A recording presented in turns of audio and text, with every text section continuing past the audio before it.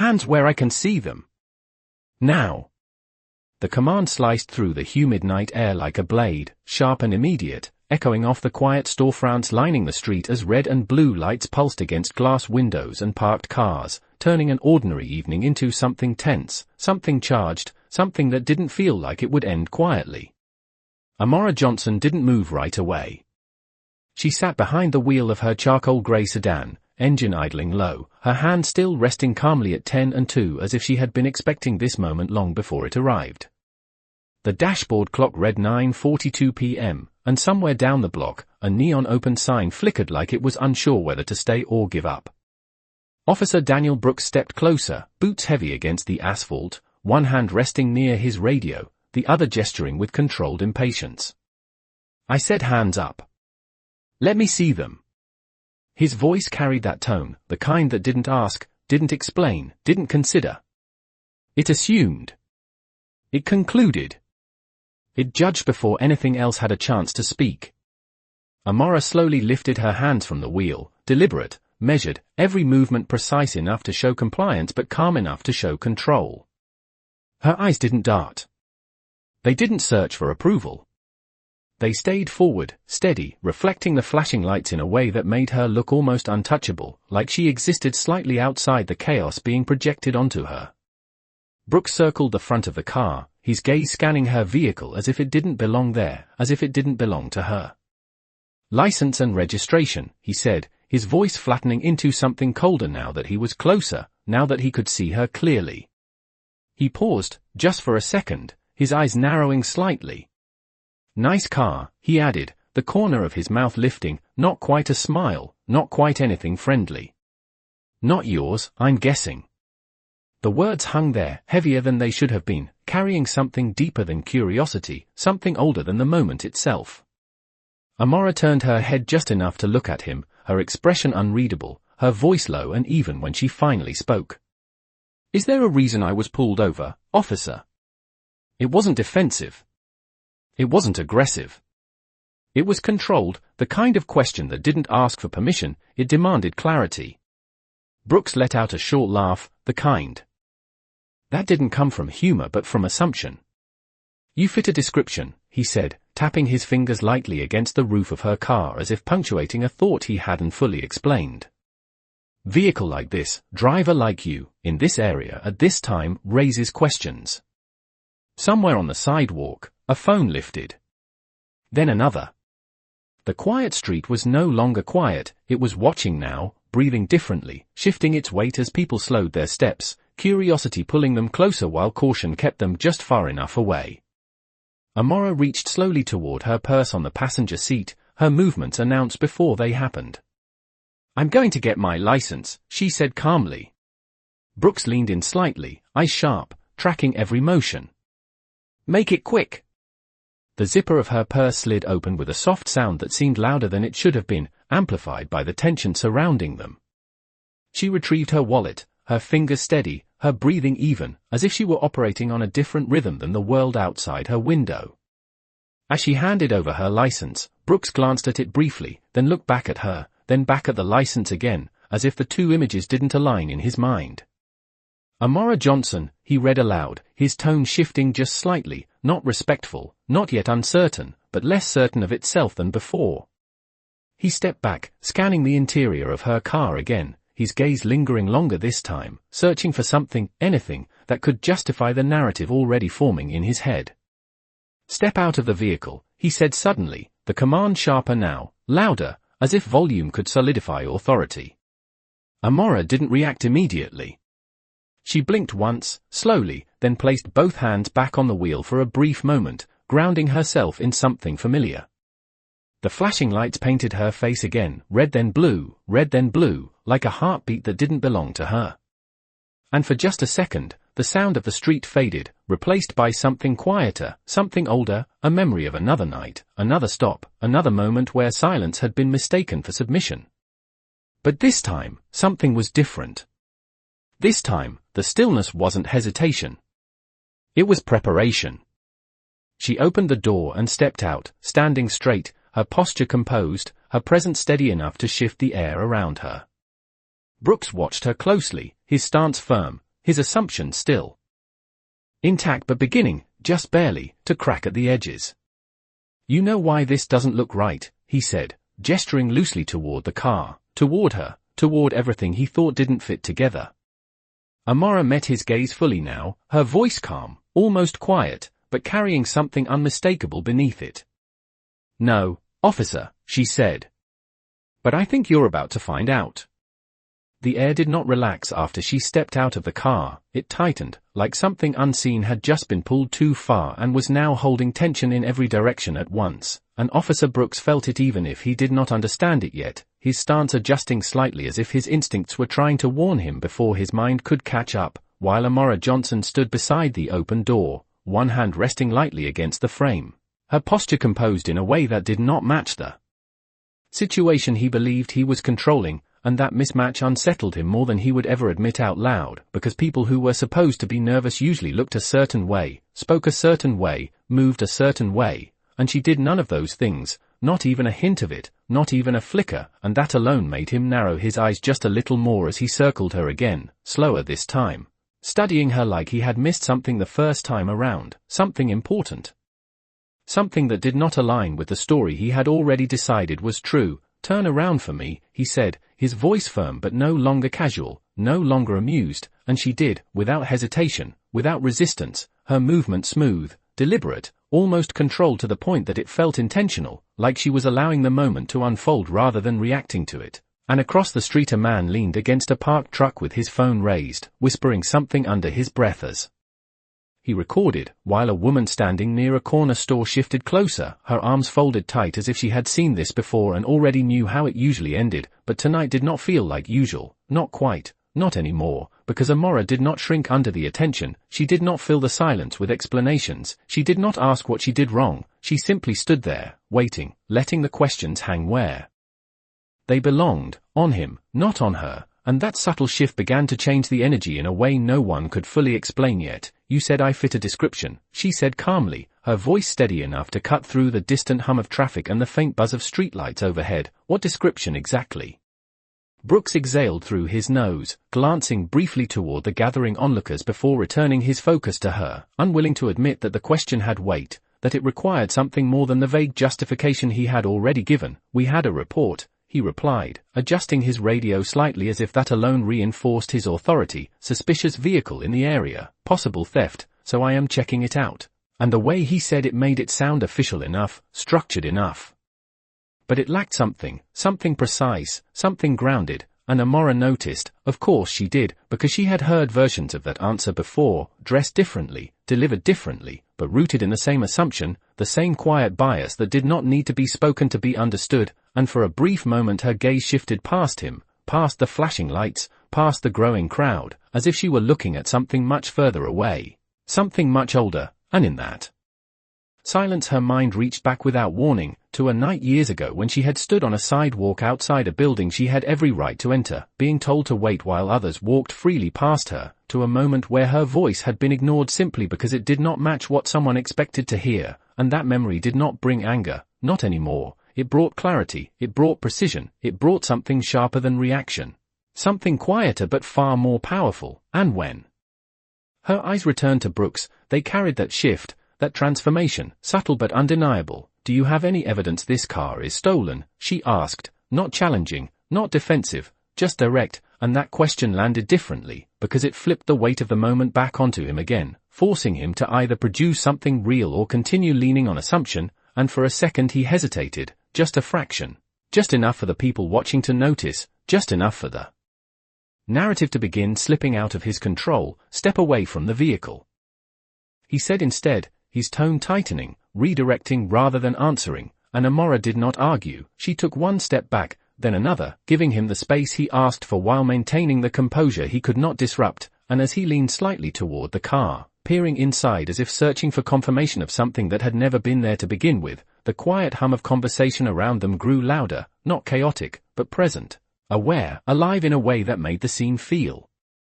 less isolated, less contained, and more exposed than he had intended. And somewhere in that shifting atmosphere, something else changed, something invisible but undeniable, because this was no longer just a routine stop, it was something else now, something being observed, something being questioned, something being remembered, and Amora knew it before anyone else said a word. She could feel it in the way the air pressed differently against her skin, in the way Brooks moved with just a little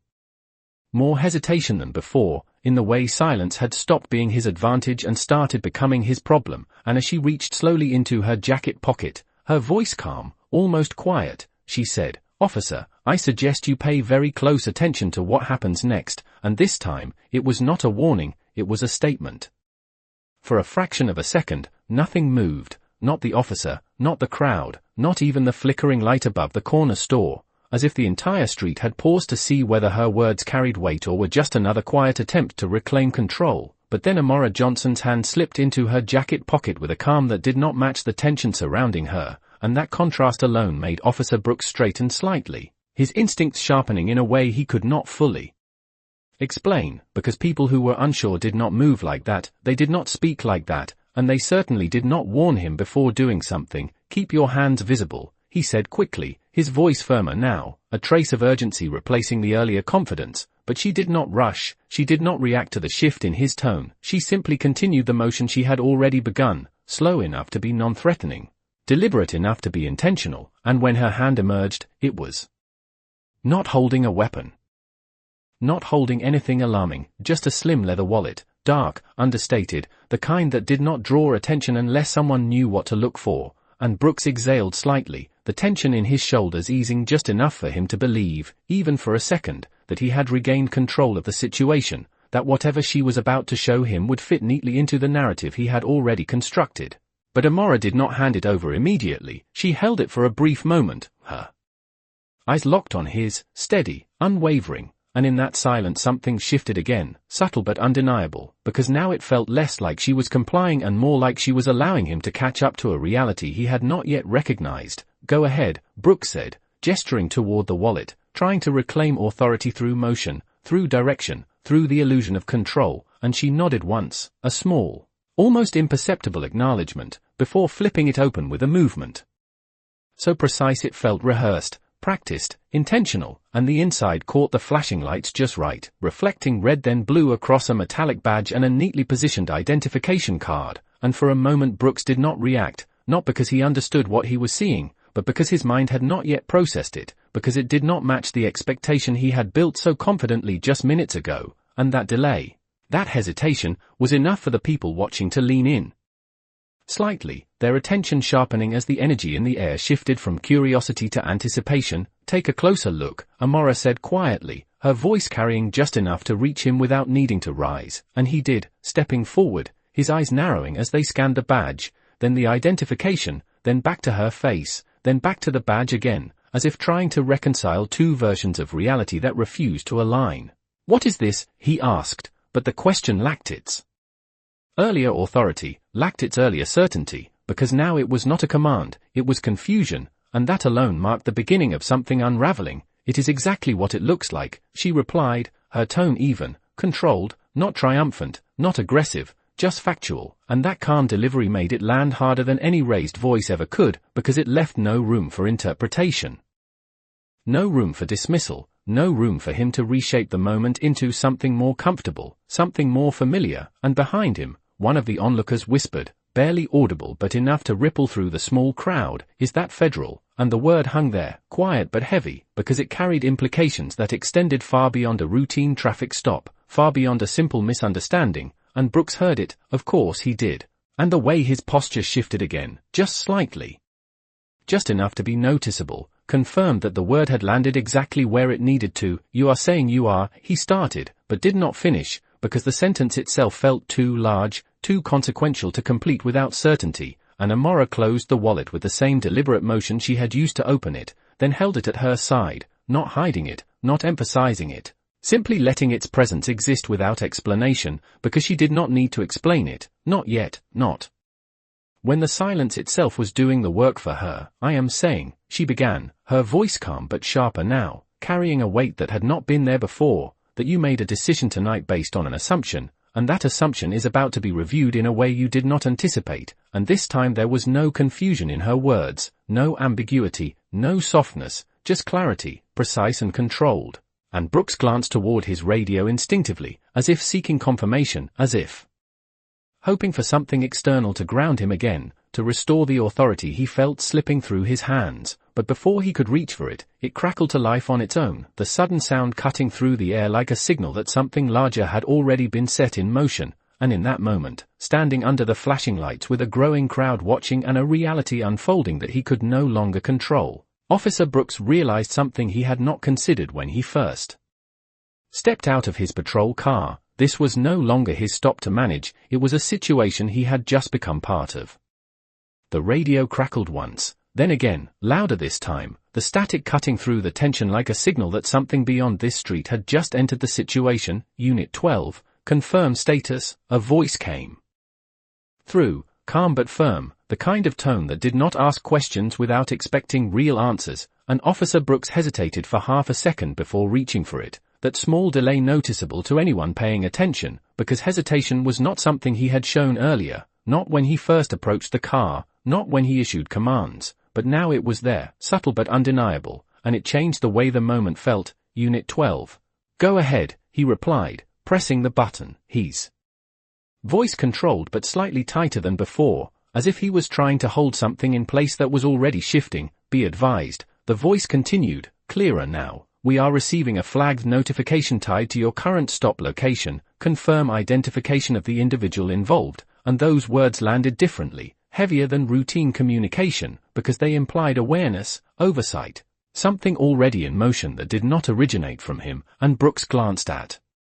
Amara instinctively, his eyes searching her face again as if he might find an explanation written there, but she did not react, not visibly. She stood exactly as she had before, composed, steady, her presence unchanged by the escalation unfolding around her, and that lack of reaction made the situation feel even more controlled on her side, even more deliberate, while on his side it began to feel unpredictable. Stand by. Brooks responded into the radio, his voice lower now, measured, buying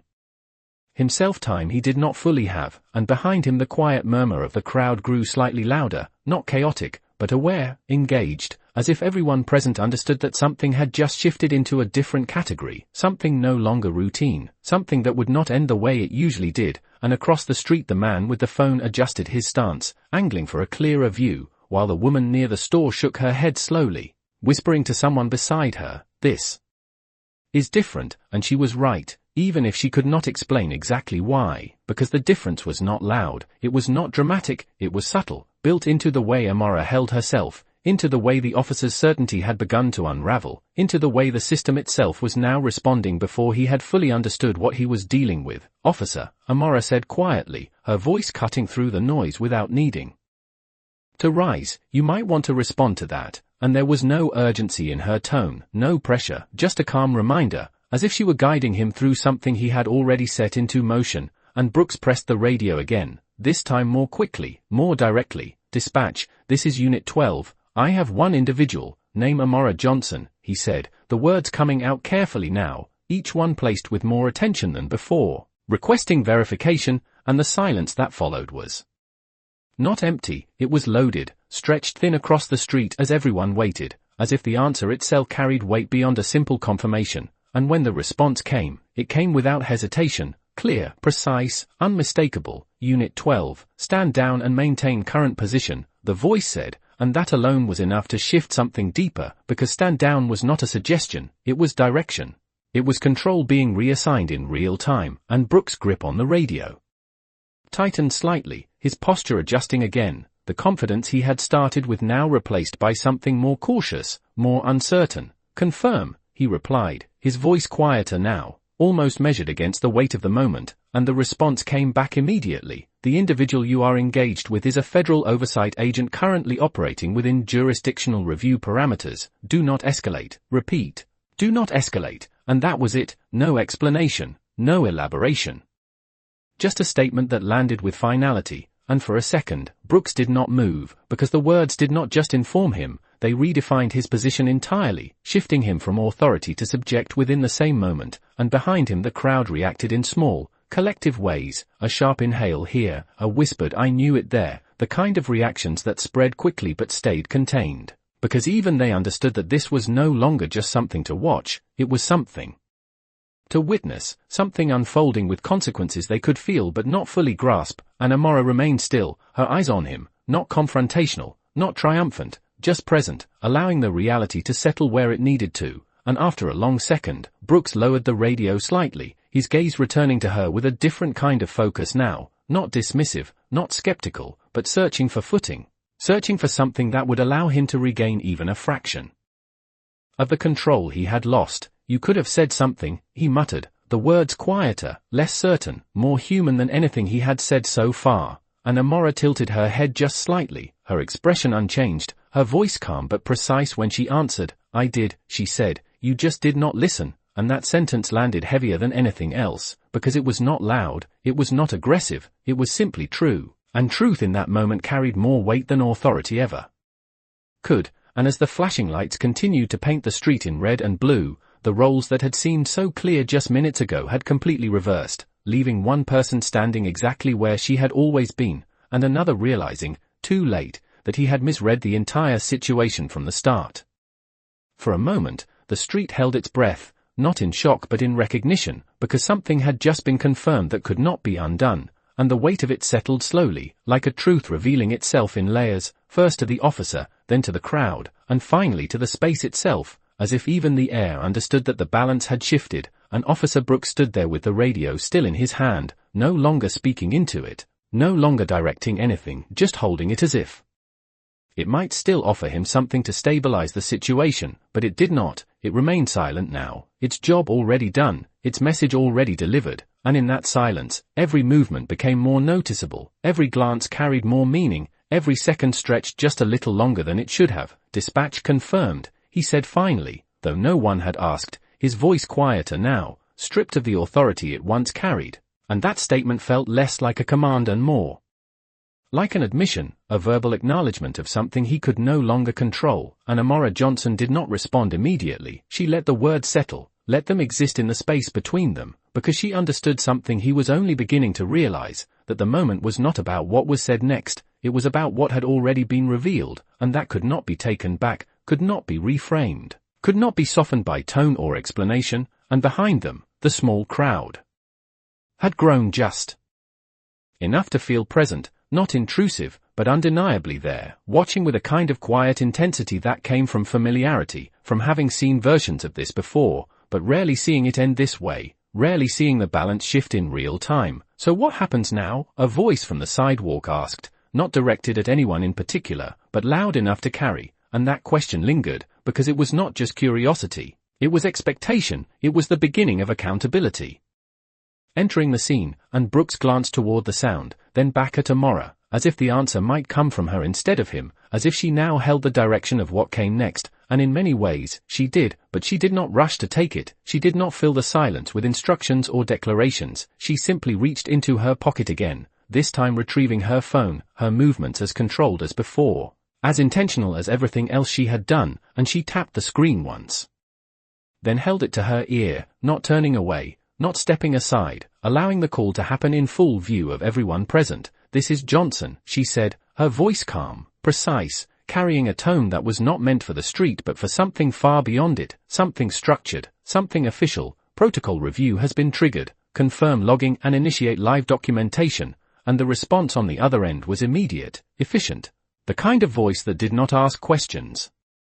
because it already had the answers. "Confirmed, Agent Johnson, incident is being recorded and tagged under active review. All audio and visual data from this location is being secured in real time," and those words landed differently, not just on Brooks, but on everyone listening, because they transformed the moment from an isolated encounter into something documented, something permanent, something that would not fade once the lights turned off and the street emptied, and Brooks shifted his weight slightly, the realization settling deeper now, not just that he had made a mistake, but that the mistake had already moved beyond him, beyond his ability to correct it quietly, beyond his reach entirely. "That is not necessary," he said, almost reflexively, the words coming out softer than he intended, lacking the force they once carried, and Amora lowered the phone slightly, just enough to look at him directly, her expression steady, her voice calm but unmistakably firm when she responded. "It already is," she said, and there was no anger in it, no edge, just certainty, the kind that does not need to be reinforced because it stands on its own, and that certainty settled over the scene like a final layer, completing the shift that had begun the moment he first stepped out of his patrol car, and now there was no going back. No resetting the moment, no rewriting the narrative, only moving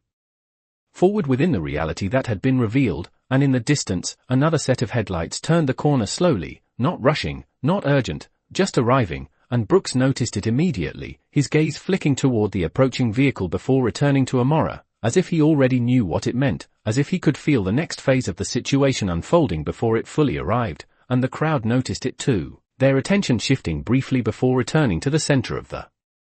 scene, because whatever was coming next, it was connected to this, tied to it, part of the same unfolding sequence, and Amora ended the call, lowering her phone back to her side, her posture unchanged, her presence still calm, still controlled, still anchored in a way that made everything around her feel like it was adjusting to her rather than the other way around, and as the approaching vehicle slowed to a stop under the same flashing lights, the moment reached a new threshold, one where the outcome was no longer uncertain, only the details remained, and those details were about to arrive.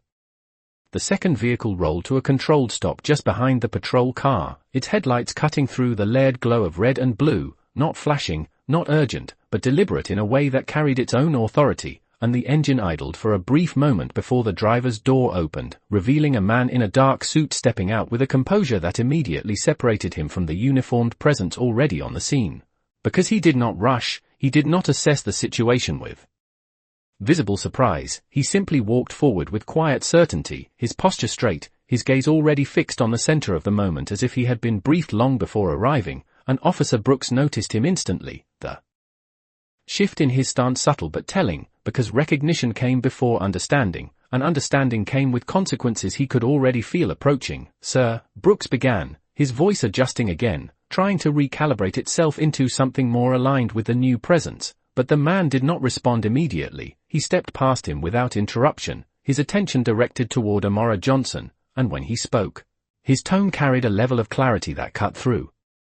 everything else on the street. "Agent Johnson," he said, with a slight nod, not exaggerated, not performative, just enough to acknowledge her position, and in that simple exchange, the final layer of confirmation settled over the scene, because titles mattered, names mattered, and the way they were spoken revealed more than any badge ever could, and Amora returned the nod with the same controlled composure she had maintained from the beginning. "You received the flag," she said calmly, her voice steady, already operating within a framework that extended far beyond the immediate situation, and the man in the suit responded without hesitation. "Yes, the system triggered within 30 seconds of your identification being logged, full review protocol is active," and those words did not just inform, they finalized, they solidified what had already been unfolding, and behind them, the crowd shifted again, quieter now, more focused, because the presence of someone outside the local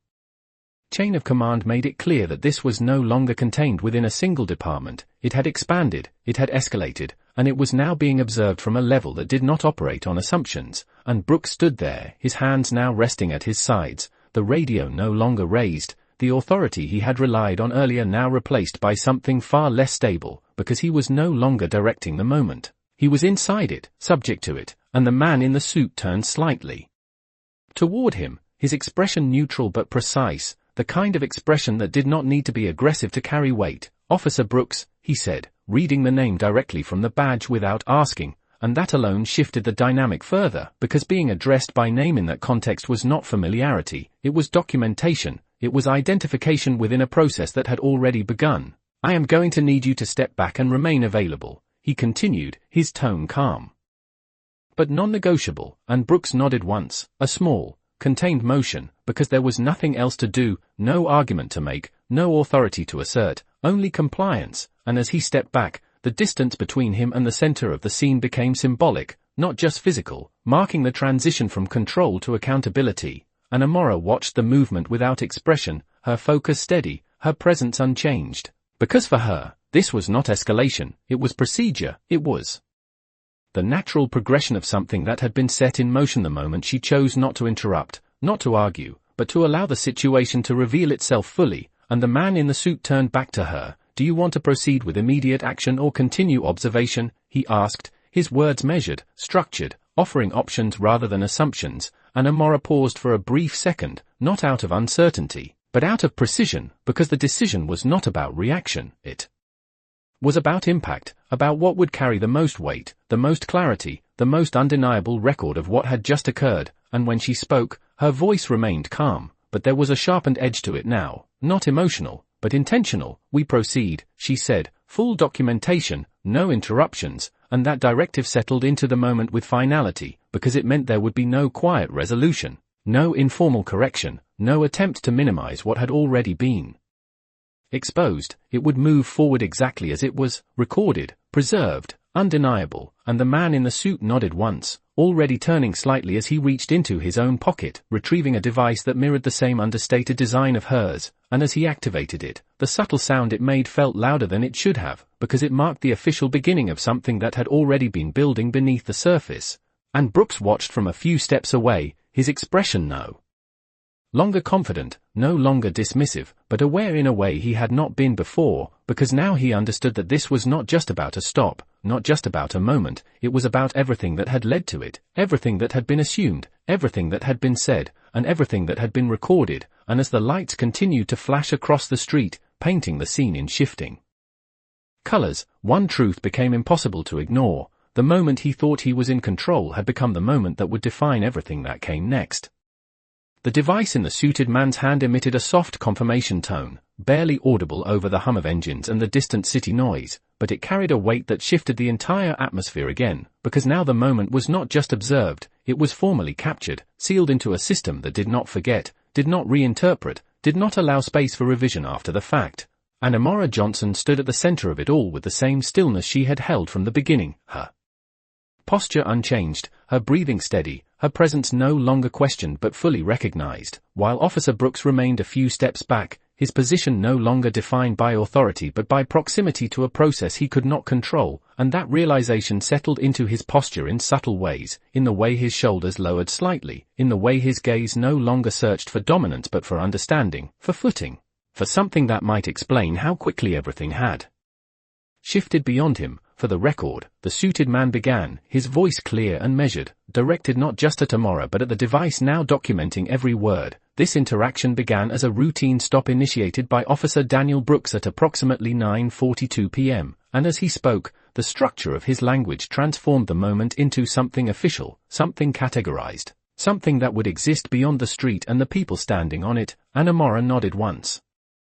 acknowledging the timeline without interrupting it, because she understood that precision mattered here, that every detail would carry weight later, and the man continued. Initial engagement included a request for identification without a clearly articulated probable cause, followed by escalation based on subjective assessment, and those words landed carefully, deliberately, not exaggerated, not emotional, just factual, and that made them heavier, because facts did not need tone to carry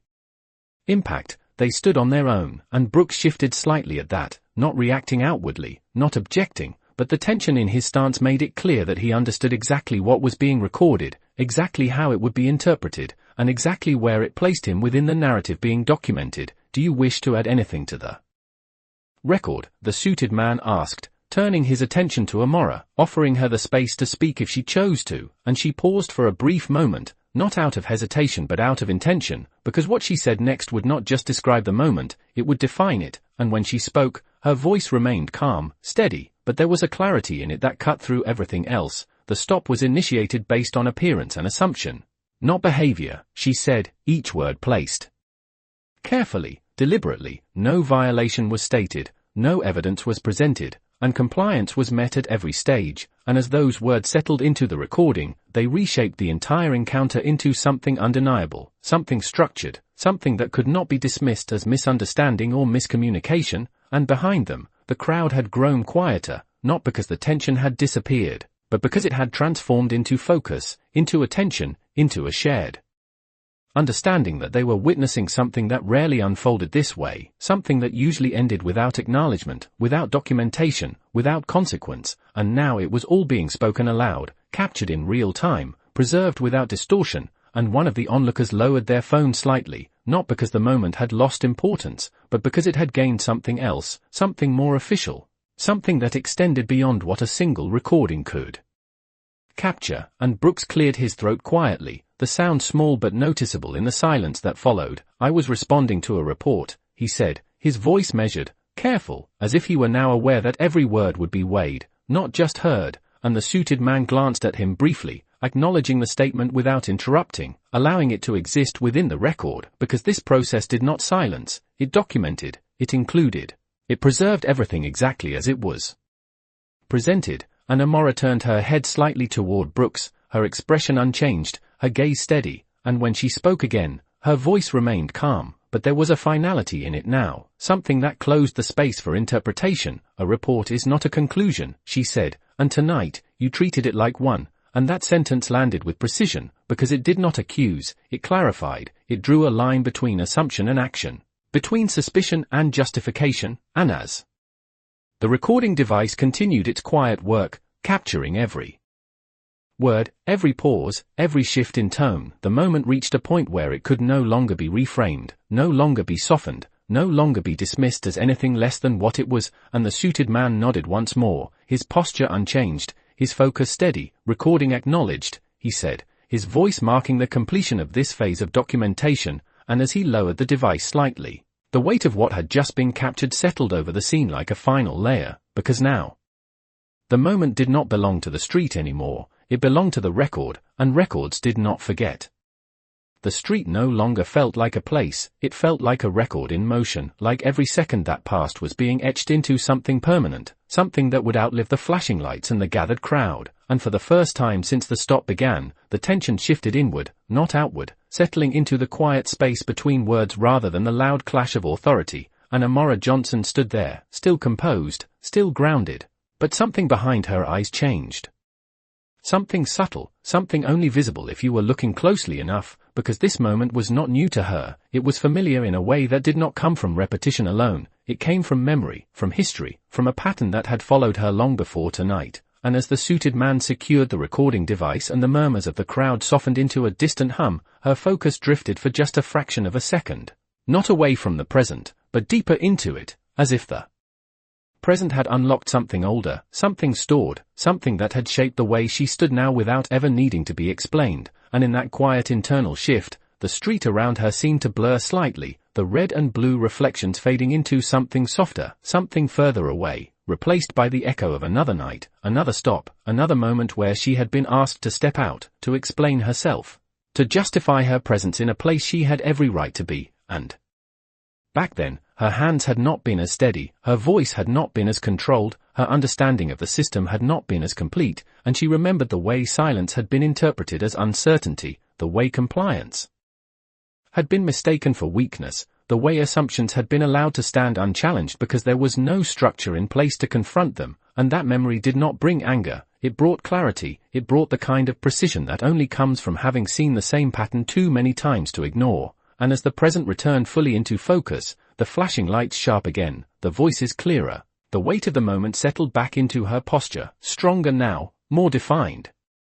And Officer Brooks watched her from a few steps away, sensing the shift without understanding it, because from where he stood, nothing had changed outwardly. She was still calm, still composed, still standing exactly where she had been, but something about the way she held that calm had deepened, had solidified into something that felt less like patience and more like control, and that difference unsettled him more than anything else had so far, because control was something he had assumed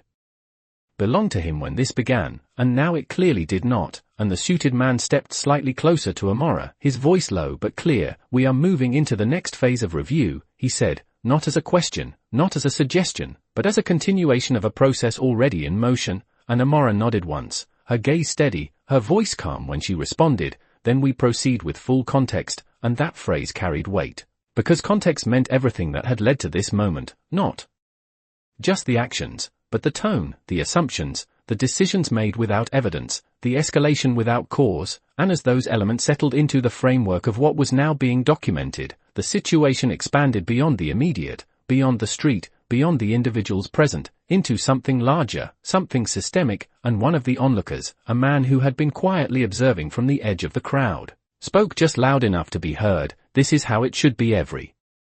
time," and his words lingered, not as commentary, but as recognition, because what was happening now was not just about one encounter, it was about the way encounters like this were usually handled, and the difference in how this one was unfolding. And Brooks shifted again, his gaze dropping briefly to the ground before lifting back up, not out of avoidance, but out of recalibration, as if he was trying to process the distance between what he thought this moment was and what it had become, and in that space, something changed, not dramatically, not visibly to everyone, but enough to matter, enough to register, because the certainty that had driven his actions earlier was gone, replaced by something quieter, something more uncertain, something that looked a lot like reflection, and Amora saw it. Of course she did, but she did not react to it, she did not acknowledge it, because this was not about personal realization, it was about documented truth, and truth did not depend on whether someone understood it in the moment, it existed regardless, and as the suited man began outlining the next steps, his voice steady, procedural, detailing how the documentation would be submitted, how the review would be conducted, how the findings would be evaluated, the scene transitioned again. Not into resolution, but into consequence, into a phase where the outcome was no longer a question of what happened, but what would be done with what had already been captured, and the flashing lights continued to pulse against the street, but now they felt different, not like a signal of authority, but like a backdrop to something far more controlled, far more deliberate, far more permanent, and at the center of it all, Amora Johnson stood exactly where she had been from the beginning, unchanged in posture, unchanged in tone, but now fully revealed in purpose, not reacting to the moment, but defining it. The suited man's voice continued, steady and structured, outlining procedural next steps with the kind of precision that removed emotion from the equation entirely, and as he spoke, the moment shifted again, not louder, not more dramatic, but deeper, like it was settling into a phase where everything carried consequence instead of tension, and Amora Johnson listened without interruption, her gaze fixed forward, absorbing every word not because she needed to understand it, but because she needed to ensure it was said correctly, recorded accurately, and preserved exactly as it was meant to be, while Officer Brooks stood just outside the center of it all, his posture now fully adjusted to the reality he could no longer deny, his role no longer active, no longer leading, but present, documented, part of a process that had already begun without him, and that realization settled into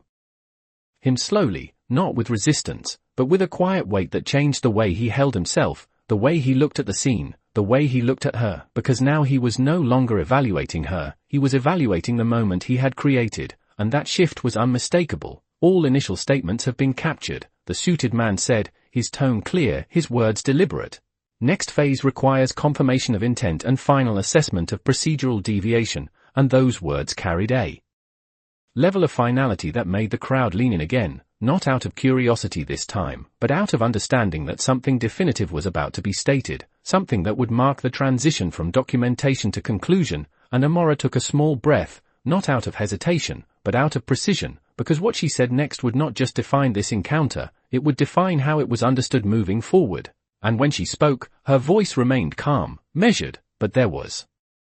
a sharpened clarity in it now, something that cut through every layer of noise surrounding them. Intent was based on perception, not evidence, she said, each word placed carefully, each phrase structured to leave no room for interpretation. Escalation occurred without legal justification, and compliance was met without resistance, and as those words settled into the record, they transformed the moment into something complete, something structured, something that could not be reframed or dismissed, and the suited man nodded once, acknowledging the statement as part of the official record, while behind them the quiet murmur of the crowd shifted again, not louder, but more focused, more aware, because they understood now that this was not just a moment being witnessed, it was a moment being defined, and Brooks exhaled slowly, the sound subtle but noticeable in the stillness that followed, because for the first time since this began, he did not have a response ready, he did not have a direction to give, he did not have a narrative to control, and that absence of control was louder than anything he could have said, and after a brief pause, he spoke, his voice quieter now, more measured. I followed protocol based on the information I had, he said, the words careful, deliberate, placed into the space not as defense, but as explanation, and the suited man did not interrupt, did not challenge. Simply allowed the statement to be recorded as it was, because this process did not argue, it documented, it preserved everything exactly as it was presented, and Amora turned her head slightly toward Brooks, her expression unchanged, her voice calm but unmistakably firm when she responded. Protocol requires cause, not assumption, she said, and that sentence landed with precision, because it did not raise its tone. It did not escalate, it simply clarified, drawing a clear line between what should have happened and what did happen, and that clarity settled into the moment like a final piece falling into place, completing the structure of everything that had been recorded so far, and the suited man glanced down briefly at his device, reviewing the captured data in real time, before looking back up, his posture unchanged, his tone steady as he spoke again. Assessment phase complete, he said. Findings will be submitted for immediate review and action under federal oversight, and those words carried weight not because they were loud, but because they were definitive, because they marked the transition from observation to consequence, from documentation to decision, and the crowd reacted in small, quiet ways, a nod here, a whispered comment there, the kind of responses that come when people recognize that something has reached its conclusion, not emotionally, but structurally, and Brooks stood there, absorbing it, not reacting outwardly, but clearly processing the shift. Because now the moment no longer belonged to him in any capacity, it had moved beyond him entirely, and Amora remained still, her presence unchanged, her role fulfilled not through confrontation, not through force, but through precision, through patience, through allowing the system to reveal itself exactly as it was, and as the flashing lights continued to pulse against the street, illuminating the scene in alternating colors, one truth settled fully into place: this was never about proving who she was, it was about exposing what the moment had been from the start, and now, that truth had been recorded, confirmed, and set into motion beyond anyone's ability to undo it. The words federal oversight did not echo loudly, but they lingered, settling into the space like something permanent, something that could not be undone once spoken, and for a brief moment, everything slowed again, not because the situation was uncertain, but because it had reached a point where the outcome was no longer controlled by the people standing on that street. It had moved beyond them, into systems, into processes, into consequences that would unfold whether anyone spoke another word or not, and Amora Johnson stood exactly where she had been, her posture unchanged, her expression steady, but there was a finality in her presence now, something that signaled completion rather than anticipation, because her role in this moment had already been fulfilled. Not through confrontation, not through resistance, but through precision, through patience, through allowing the truth to reveal itself without interruption, and the suited man beside her glanced once more at his device, confirming the submission, the transfer, the initiation of review, and when he looked up again, his voice carried that same structured clarity: submission confirmed, review board has acknowledged receipt, timeline for response has been accelerated, he said, and those words carried weight not because of how they were delivered, but because of what they meant, because acceleration meant priority, and priority meant that what had just happened would not be buried, would not be delayed, would not be minimized into something easier to dismiss. It would be addressed, directly, formally, and without delay, and Brooks heard it, of course he did, and the shift in his expression was subtle but undeniable, not fear, not panic, but realization, the kind that settles slowly, the kind that changes the way a person stands, the way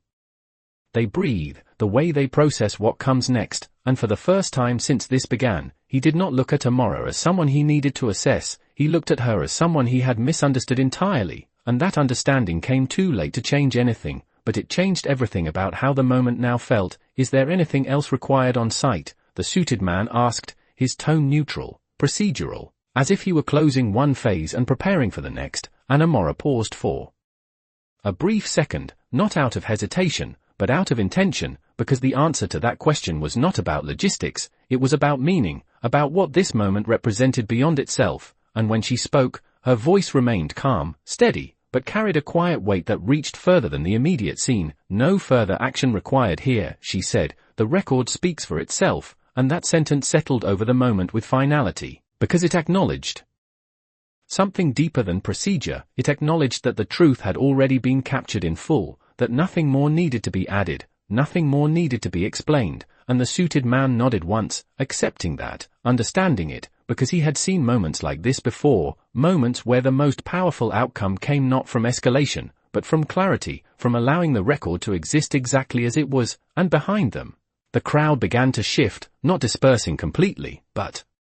easing slightly, the intensity of observation softening into something quieter, something reflective, as people began to process what they had just witnessed, not as entertainment, not as spectacle, but as something real, something meaningful, something that challenged what they expected these moments to be, and Brooks took a small step forward, not into authority, not into control, but into acknowledgement, his voice quieter now, more measured than it had been at any point before. Agent.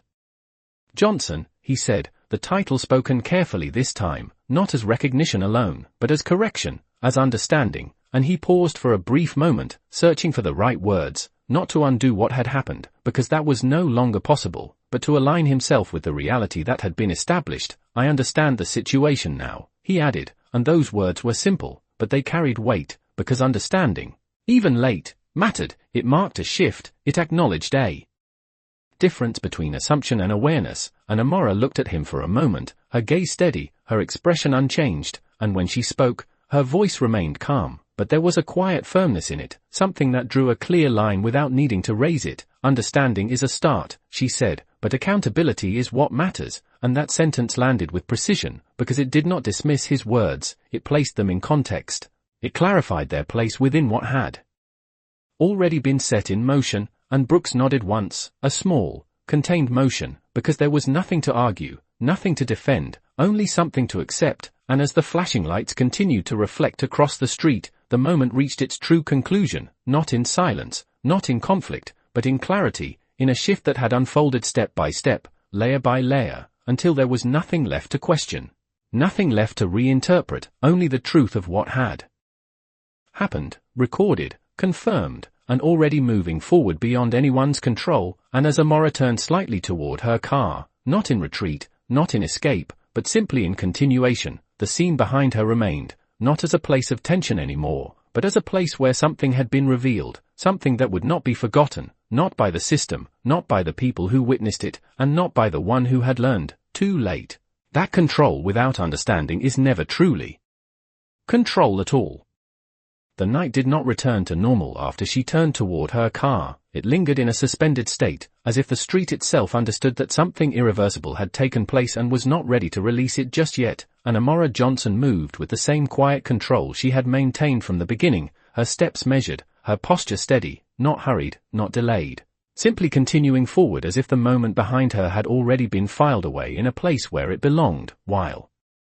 the flashing lights still painted the pavement in red and blue, no longer symbols of authority, but remnants of something that had just been redefined, and the suited man remained where he stood for a second longer, watching the scene with a professional stillness, ensuring that every final detail had settled into place before he followed the same path of conclusion, because for him, this was not an ending, it was a transition into process, into review, into a system that would now carry the weight of what had been recorded, and behind them, the small crowd began to shift more noticeably, not dispersing in a rush, but slowly, thoughtfully, as if each person needed a moment to recalibrate their understanding of what they had just witnessed, because this was not the version of events they were used to seeing, not the outcome they expected when a situation like this began, and that difference stayed with them, visible in the way they looked back one more time before stepping away, in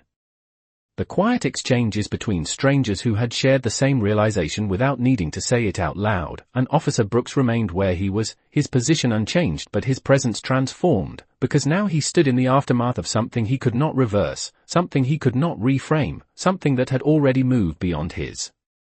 influence entirely, and for a moment, he did not move, not because he was unsure of what to do, but because he was processing the space between what he thought had happened and what had actually been revealed. And that space was wider than he had expected, deeper than he had anticipated, and as he watched Amora reach her car, open the door, and pause briefly before getting in, he understood something in a way he had not before, not as a concept, not as a policy, but as a lived reality, that the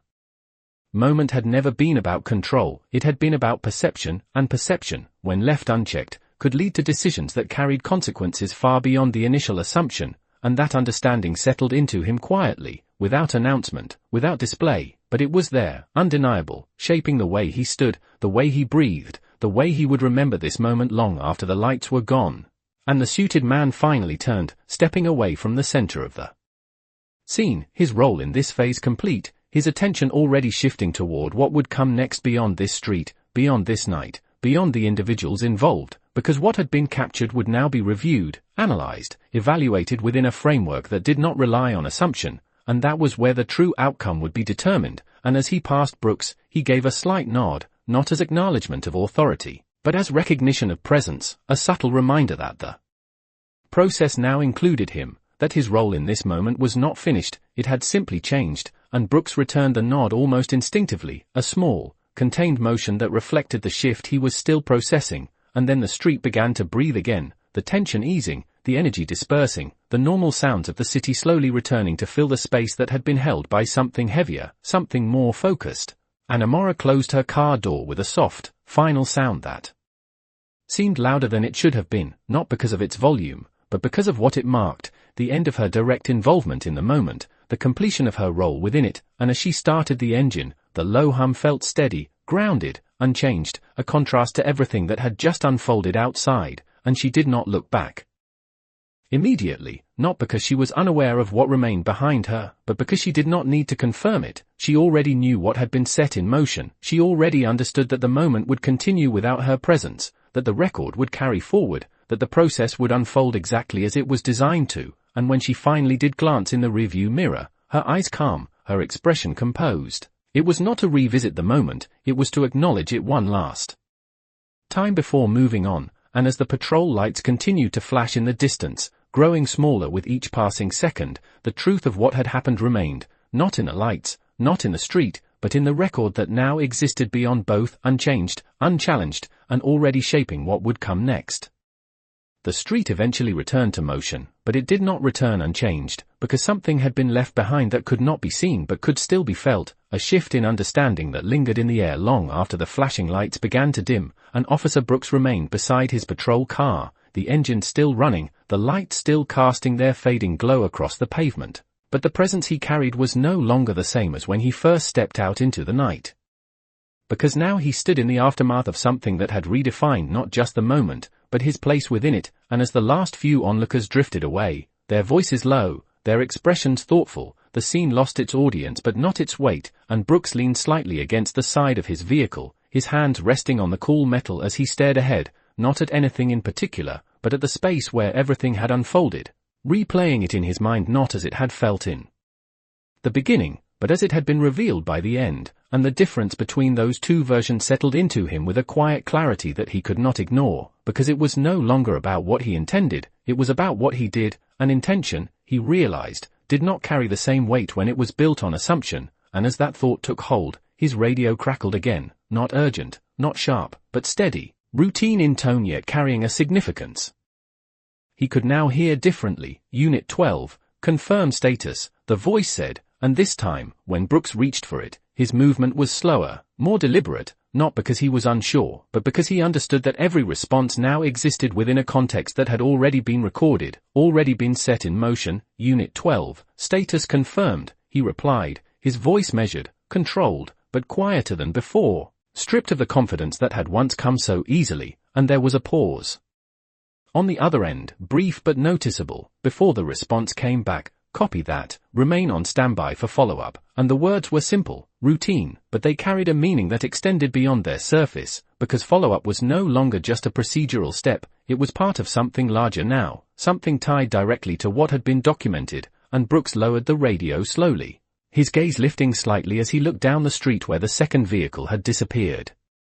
Moments earlier, where Amora Johnson had driven away without hesitation, without looking back, because she did not need to, she had already done what she came to do, and that realization settled deeper into him, not as frustration, not as resistance, but as understanding, the kind that does not arrive all at once, but builds, piece by piece, until it can no longer be ignored, and he straightened slightly, taking a small breath as he stepped away from the car, his movements no longer driven by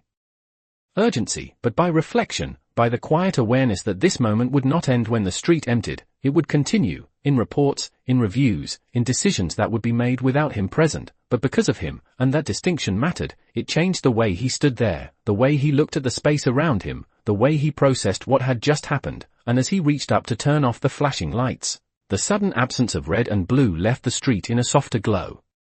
The harsh contrast replaced by something more natural, more grounded, but the shift did not erase what had taken place, it only removed the visual marker, leaving behind the memory, the record, the understanding, and Brooks stepped back from the car, his posture more neutral now, less rigid, less certain, but more aware, and for a moment, he looked down at his own hands, as if trying to reconcile the actions they had taken with the outcome they had produced, and that connection, once made, could not be undone, because it carried with it a responsibility that extended beyond the moment itself, and in the quiet that followed, with the street nearly empty and the night settling back into its usual rhythm, Brooks understood something in a way he had not before. That authority without awareness was not strength, it was risk, and that risk had just been documented in a way that would not allow it to be ignored, and as he moved to get back into his patrol car, the door opening with a familiar sound that now felt different, heavier, more deliberate, he paused for just a second, his gaze lifting once more toward the direction Amora had gone, not to follow, not to question, but to acknowledge, silently, that the moment had changed something, not just in the record, but in him. And as he finally sat down and closed the door, the quiet click, marking the end of his presence on that street, the engine idling softly beneath him, one truth remained clear, the night had not just passed, it had left something behind, something that would stay long after the road was empty again. The road ahead stretched quiet and uninterrupted as Amora Johnson drove through the night, the city lights reflecting softly across her windshield in steady patterns that no longer carried tension, no longer carried expectation, just movement, forward, consistent, controlled, and for the first time since the moment began, the silence around her felt complete, not empty, but resolved, like a chapter that had reached its natural conclusion without needing to announce it, and her hands rested lightly on the steering wheel, steady, deliberate, the same way they had been when the red and blue lights first appeared behind her, but now there was no interruption, no external force attempting to redirect her path, only the quiet hum of the engine and the rhythm of the road ahead, and she did not replay the moment in fragments, she did not dwell on individual words or reactions, because she understood something that many did not, that the power of what had happened did not exist in the confrontation, it existed in the clarity, in the way the truth had been allowed to surface without distortion, without interruption, without escalation, and that clarity would carry further than any argument ever could, and as she passed under a series of streetlights, each one briefly illuminating her face before fading into the next, her expression remained calm, unchanged, not because the moment had no impact, but because the impact had already been absorbed, already processed, already placed where it belonged. Not as emotion, but as record, and that distinction mattered. Because records did not rely on memory, they did not shift with perspective, they remained consistent, precise, and that was where real accountability lived, not in what people said afterward, but in what had been captured in real time, and somewhere behind her, miles away now, that record was already moving through systems, being reviewed, being analyzed, being understood in ways that extended far beyond the street where it began. And she did not need to follow it, did not need to monitor it. Because she trusted the structure she operated within, she trusted the process that had been activated the moment she chose not to interrupt, not to argue, but to let the situation reveal itself fully, and that trust was not passive, it was built, shaped by years of seeing what happened when clarity was allowed to stand on its own, and as the city opened up around her, the roads widening, the traffic thinning, the night settling into something quieter, something more distant, she took a small